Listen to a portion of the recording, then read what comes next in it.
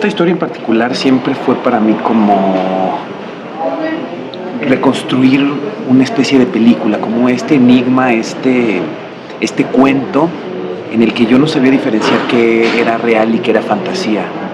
Los recuerdos generalmente juegan un poco así en la mente de todos nosotros. Tenemos como fotografías registradas en el cerebro y no terminamos de identificar si así fue o así lo recuerdo y no necesariamente fue así. Los niños, cuando somos niños, tenemos una manera de construir la realidad de manera muy particular. Vemos las cosas de otro tamaño, en otras dimensiones. Seguramente a muchos les ha sucedido tener recuerdos de lugares que pensaron eran inmensos y cuando llegas de adulto al mismo lugar dices, ay no, pero pues este no es el lugar que era cuando yo estaba chiquito. Yo me acuerdo que eran unos árboles en gigantes y los árboles están quizá un poco más altos ya de tu tamaño. Y esto es un poco lo que sucede con esta historia. Al recordarla, hay muchas partes que yo dudaba si habían sido ciertas, si había sido una construcción, si como me las contaron si había podido construirlas a partir de lo que yo había escuchado de manera correcta. Y al final creo que quería eso,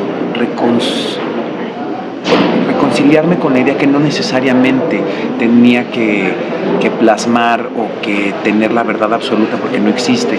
La realidad es ficción, porque la realidad es lo que uno cree que es, pero al final eso no necesariamente es la realidad, ¿no? Este cuestionamiento de qué es real y qué no me fascinó, y entonces decidí aventarme este clavado y convertir de mis memorias, de estos recuerdos, de estas historias, una novela, ¿no? Es prácticamente traer la tradición oral una vez más a la literatura y jugar un poco también con los recovecos de la mente y estas ilusiones quizá que guardamos ahí en el baúl de los recuerdos. Yo soy actor y estoy acostumbrado a consumir historias escritas en distintos formatos, ¿no? En guión de cine, en libreto teatral, en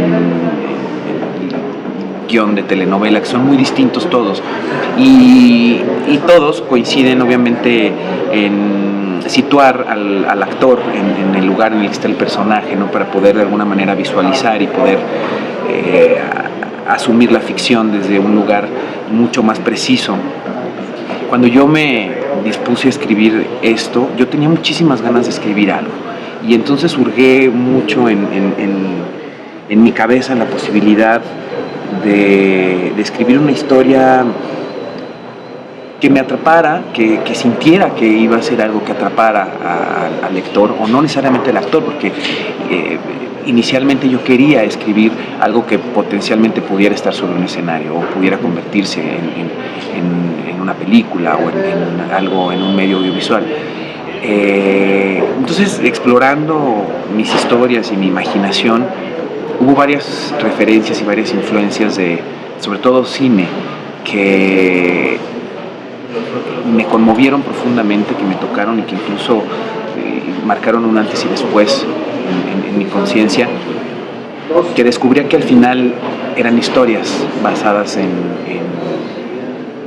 historias de la vida real, tenía que ver con los autores. Hace poco, estudiando un poco, hay cifras que dicen que el 80% de lo que escriben los autores tiene que ver con ellos. En realidad la mayoría escribimos, y cómo no, vamos a escribir de lo que tenemos, de lo que hay dentro de nosotros. Bueno, hay un episodio muy interesante en la novela que justamente narra eso. Haciendo una telenovela hace algunos años, de repente me llegan los episodios de la historia en el punto en el que estábamos, y el personaje sufre un accidente en motocicleta, y cuando lo leo me impacta muchísimo, porque pues nadie sabía, y no sabía yo si externarlo, si decirlo, y me causó ruido, y dije, qué loco, de todas las cosas que pueden escribir, igual son las telenovelas, bueno, todo se les puede ocurrir, ¿no? generalmente rueda la gente de las escaleras o las atropella la mala o estas cosas. Y dije, un accidente en moto precisamente. Y pues siempre para mí obviamente el tema de las motocicletas era un tema un poco de cuidado, ¿no? Llego al set el día que tenía yo que grabar la escena y el director se acerca y me dice, quiero hablar contigo. Y me dice, tu papá murió en una motocicleta, en un accidente, envuelto en un accidente de motocicleta. Y le digo, sí. Me dice, bueno, pues no te vas a subir a la motocicleta, no vas a hacer así. No, ¿cómo no? Claro, por supuesto, no pasa nada, yo feliz de la vida, pues digo, no tiene nada que ver, digo, qué chistoso que haya, ¿no? Existe esta coincidencia, pero no tengo ningún problema. Me dijo, no te vas a subir a la motocicleta.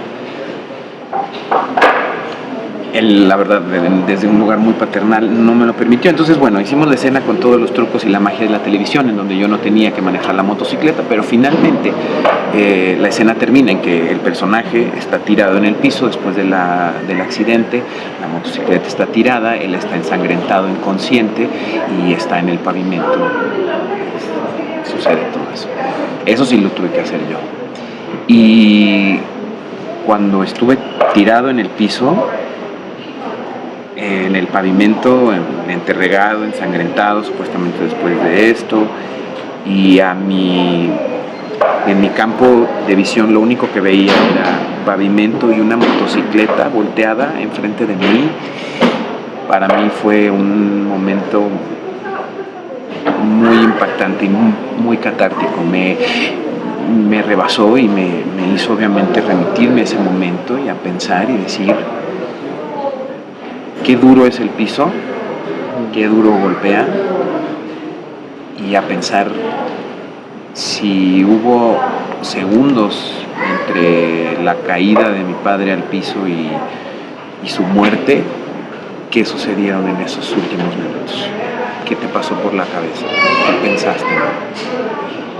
Entonces, de alguna manera, estar ahí y vivirlo también, ¿no? Quizás regreso a la pregunta que me hiciste anteriormente, ¿cómo aceptas la muerte? Pues ahí, ¿no? Fue una cosa como de así suceden los accidentes, así suceden los desastres naturales de un momento a otro. Se patina esto, te cae algo, y terminas así, ¿no?